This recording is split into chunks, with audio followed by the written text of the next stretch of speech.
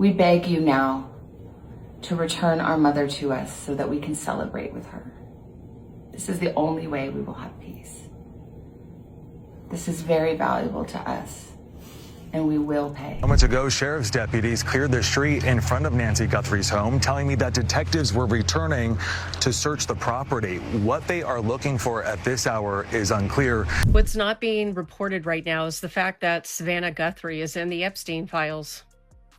And what's also not being reported is the fact that she was the first mainstream TV journalist to interview a survivor of Epstein. From day one, the disappearance of Savannah Guthrie's mom, Nancy, has felt off. But now, it's taken a seriously weird and creepy turn. Receipts have surfaced showing both Savannah and her husband Michael Feldman's company are named in the recently released JE files. Besides that, Savannah was also the first major U.S. journalist to interview the Epstein accusers in 2019. However, that interview still hasn't been released in full, and now Savannah is searching for her elderly mother, who was kidnapped in the middle of the night from her own home in Catalina Foothills, Arizona. And this happened just days after the most recent files dump.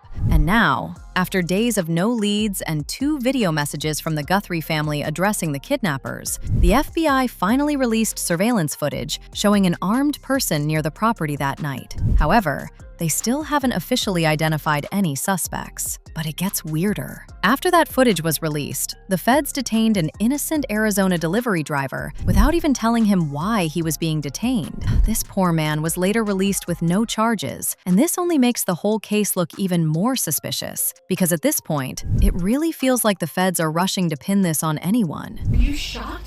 Yeah, I was. Tell me. Come on, they helped me against my will. They didn't read me my rights until 2 hours later. Okay? You know what I mean? My wrist is all swollen. From the handcuffs. Like, and did you have any idea No. that this was about No. him? And do you know who Nancy Guthrie No. is? That's the problem. No, I don't know anything. You were like, where is this coming from? How did they come up on you? I don't know. Like, what, were you just driving around? Yeah, working. Yeah, they said you were delivering DoorDash? Yeah, this. Oh, How'd they pull up on you? Tell me that doesn't raise red flags. And a lot of people following this case have noticed something feels off about the way authorities are handling it. The energy is weird, the updates are contradictory, and everyone involved looks like they're reading off a script. And if so, do you believe that is local in the Tucson area or that she's been taken somewhere much further at this point?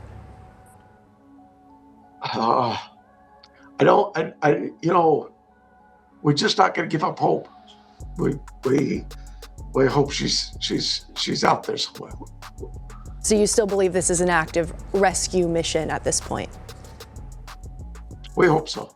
And get this, after initial processing, law enforcement removed crime scene tape, allowing journalists and others to access Nancy's property. This means the crime scene was contaminated with additional DNA, fingerprints, and footprints, complicating the case even more. It's literally unlawful for reporters to cross police tape to access the scene of a crime, even if they are accredited members of the news media. All it would take is tape to secure Nancy Guthrie's house, and yet the Pima County Sheriff couldn't even do that. So, is it just incompetence or something else? Well, theories are flying everywhere. And while some people think it could have been an inside job involving someone close to the Guthrie family, others are saying this whole thing feels like a psyop and a distraction from something bigger. And now that this Epstein connection is in the mix, that adds a whole new layer. And the more you start looking at all the connections, the family ties, who they've worked for, the timing of Nancy's disappearance, the more it feels like this could be deeper than anyone realized. This was Virginia Giuffre and 6 women in total that sat down with Savannah Guthrie. Her mom was just kidnapped a couple days ago, and they took this video off of all of their networks. Mind you, mainstream media hasn't reported on this at all, but Savannah is personally mentioned in the files in connection to the 2019 interview she did with Epstein's accusers, including the late Virginia Giuffre. On September 18, 2019, someone, whose name is redacted in the files, emailed Epstein to give him a heads up about Savannah's interview, and they even listed all the victims who were going to be interviewed by her. The interview aired on Dateline NBC on September 20th, 2019, and it revealed never-before-heard details of crimes. Virginia even named Prince Andrew and described what happened in his London townhouse, Epstein's New York mansion, and on his private island. What happened? The first time in London, I was so young. Keelan woke me up in the morning and said, "You're going to meet a prince today."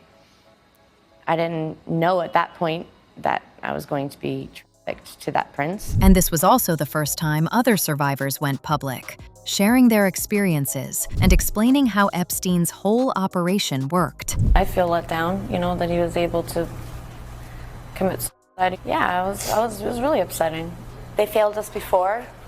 Don't fail us again. Exactly. But here's the weird part. There is still no full public version of Savannah's 2019 interview anywhere online. You can only find short clips, and everything in those clips is the stuff that was legally cleared and considered safe to air by NBC News. But this is where it gets deeper. Savannah's husband, Michael Feldman, also shows up in the files. Not directly by name, but through his company. And Feldman isn't just some random businessman. He was deeply involved with the Democratic Party for years. He worked as a political aide during the Clinton era, served as a senior advisor and traveling chief of staff for Vice President Al Gore, and acted as a main liaison to Congress. Feldman also worked on Bill Clinton's 1992 presidential campaign and served in the Senate Democratic Policy Committee. Later, he co-founded the crisis management firm, the Glover Park Group, and that's the company that's actually named in the files as a recommended contact.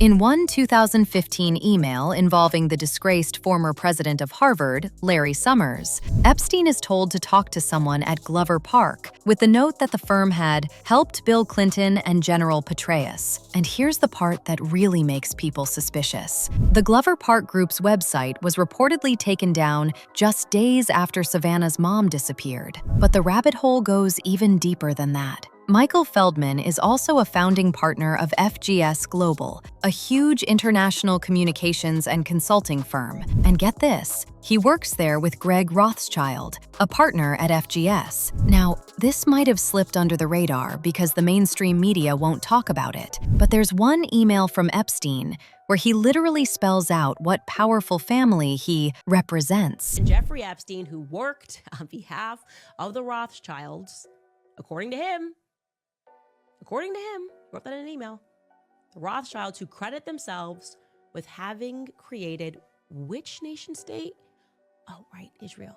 People online aren't just questioning the case anymore. They're flat out saying something smells rotten. And the timing? Come on. Nancy disappears right when 3 million documents drop? That's one very interesting coincidence. Especially now that we know Savannah's name shows up in those files. And so does her husband's company. The same husband who spent years working for the Clintons. Now, this could be another coincidence, but the Clintons are actually scheduled to testify about Epstein in front of the House Oversight Committee later this month. So is all of this just random? Well, that's for each one of you to decide. These could really all be strange coincidences, and maybe Nancy Guthrie's disappearance has nothing to do with the case at all. But if you've actually read through the files, you know we can't rule anything out anymore. The elite have already proven they're capable of the most shocking stuff, and some of the wildest conspiracy theories were backed up by those documents. So at this point, anything is possible. And judging by the reactions on social media,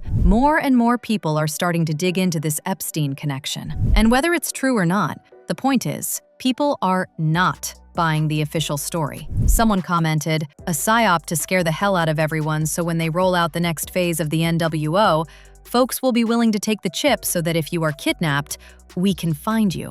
But I also agree that it can tie to Epstein files and a big warning/threat to reporters to zip it up, or else. And another user took it even further, saying, anytime there's a crime that makes major media headlines and gets a lot of attention, it's a government psyop. All the school shootings, the Charlie Kirk celebrities who suddenly die when they're young and healthy, it's all part of an occult agenda. But what do you think is really happening here? Do you believe Nancy Guthrie's disappearance could be tied to the Epstein case? Or is this just a weird coincidence? And if it's really a psyop, like some people claim, who do you think stands to gain most from all this? Drop all your theories in the comments below, and stay tuned for the next video.